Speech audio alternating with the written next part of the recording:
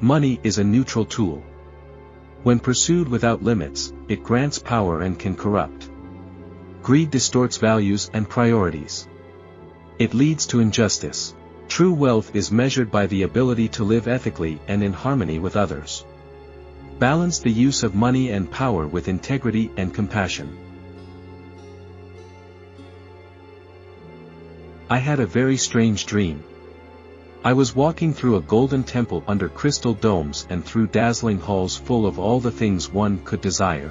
There were masterpieces of human art and beings who seemed to lack nothing but appeared to be searching for something. Very strange creatures. The world is chaos. The more you have, the more you want. After September 11th, President Bush asked Americans to go shopping. This brain always wants to make money. I carry it inside. I would do it even if I were abandoned in the middle of the desert. There is always someone who tells you, you need this, you need that. It's the strategy of advertising to make you believe that you cannot be satisfied. Human beings are naturally ambitious. We have observed in evolution that as long as this mechanism does not become too strong, it perfectly serves the individual's goals. I would dare to say it is a symptom of a disease. We have to live in balance. If we do not achieve this, we are lost. I wonder if we are even a viable form of life. Maybe we are just a moment in evolution and one day we will be alongside the dinosaurs in cockroach museums. I would like to add something. We must remember that someday we will die. I have always wondered why we are like this. We are social and empathetic beings, and also egocentric and cruel. We give and take, create and destroy. What is our problem? What drives us? I start my search. Humanity is at a crossroads, I believe historical. The threat to the environment is so severe that it forces us to intervene. We should also ask why there are always wars and why so many people are unhappy. But the only answer we come up with is to keep cheerfully building shopping centers. All this is linked to excessive greed, and until we recognize it and propose solutions, we will literally be on the brink of extinction as a species. If we have to talk about Darwin, we have to talk about evolution. Darwin wanted to understand evolution and what his central proposal was. Exactly, natural selection. From the point of view of biological characteristics, humans are similar to other species in the instinct of survival, for example. But on the other hand, we are intelligent enough to be aware of our own existence.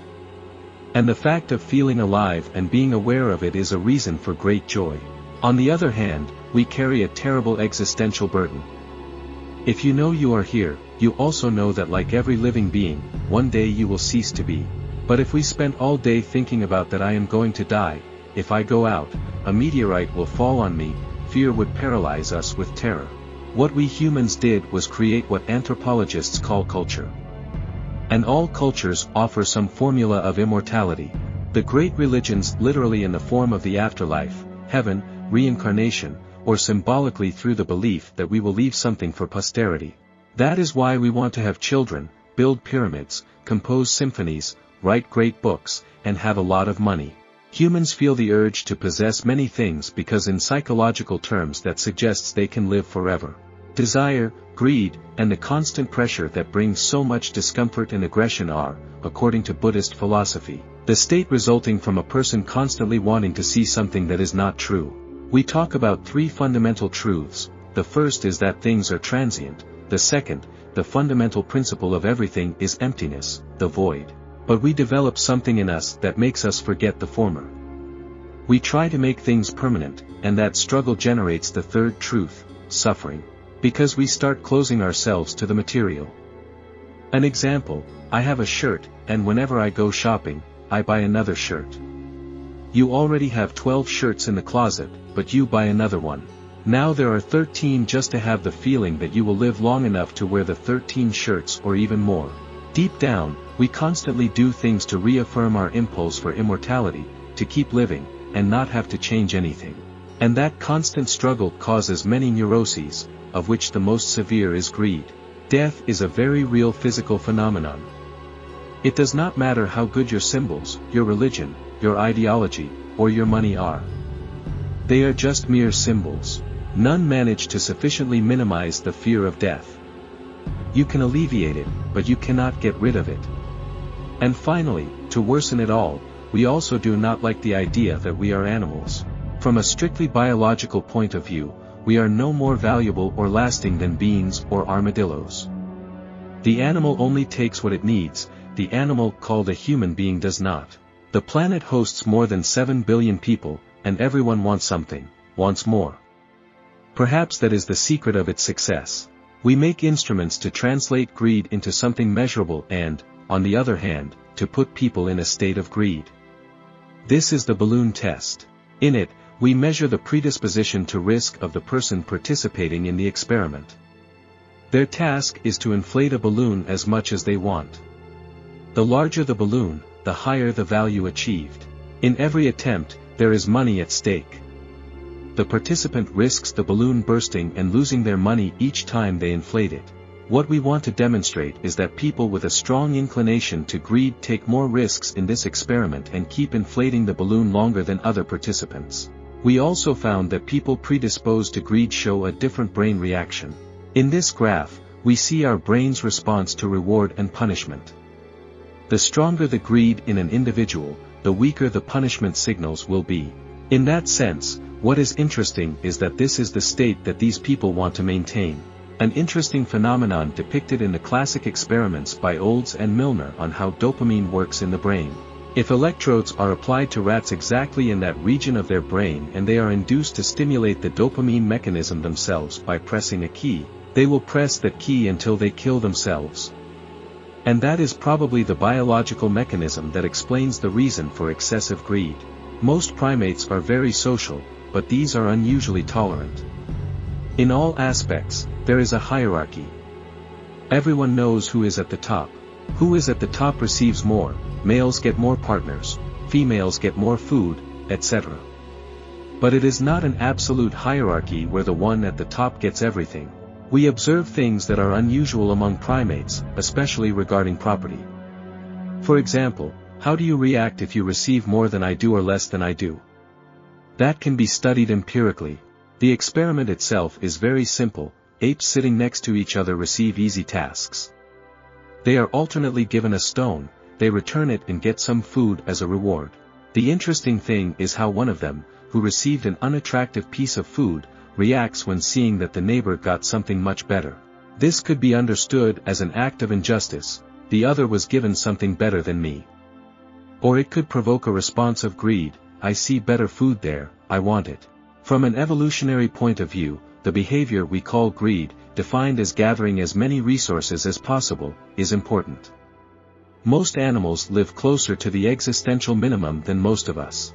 That's why if they do not aspire to get all the food possible, it would be a great risk for them.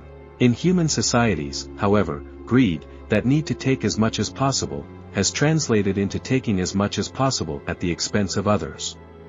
And that is something I believe does not exist in animals. Narcissus came one day to a spring so clear that he could see his reflection in it as in a mirror. Just by seeing his reflected image, he fell in love with his beauty. We also tend to see ourselves as the center of the world. The individual is increasingly important, and that is why we covet recognition and self-esteem. We hoard relationships, likes, photos, shoes, records. We are in love with ourselves like Narcissus. Being successful in business is an art, and if you master it, you can achieve things that others cannot even imagine. How much does it cost? Let's not talk about the international price, let's talk about our price. It is 700 square meters multiplied by 8 floors. From our market knowledge, we arrive at a price of $5,000 per square meter. We are in a capitalist society, and greed plays a fundamental role. All advertising produced, whether for television, the internet, or any other medium, creates needs.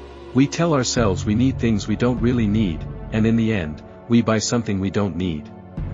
Each product is associated with a kind of emotional release. But how long does that happiness last? There are 3 essential components in human beings: greed, competition, and vanity. We cannot survive without these elements. If we are greedy, we compete; if we compete, we want to win. And if we win, we do it out of vanity to prove we are better than others. The question is, What makes us happy? What makes us happy is having experiences and relationships that are meaningful and make life worthwhile. That is, love, knowledge, artistic creation, human relationships. And these things precisely cannot be bought. Many sociologists and researchers have studied the relationship between income and happiness. It has been shown that beyond a certain level of income, we are no happier. Of course, if you are very poor, not having food or shelter causes great suffering. But once those basic needs are covered, additional money does not make us happier. It is like a tipping point. Up to that point, income and happiness increase together. From there, having more money no longer matters. What matters is the quality of life, job satisfaction, family well-being, friends, health, safety, and the environment.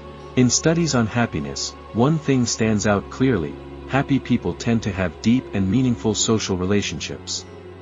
Very rich people do not usually have more friends or better relationships. In fact, many times it is the opposite. In a culture that values money so much, people who do not have financial success often feel like failures, which generates a lot of unhappiness. We have built a system that glorifies wealth, and that makes us victims of greed. However, we are beginning to realize that maybe we should seek happiness elsewhere. Greed can be both a positive and a negative force. It can drive us to achieve our goals, but it can also lead to destructive behaviors. The key is to find balance, to know when it is enough, and to value the things that truly matter in life.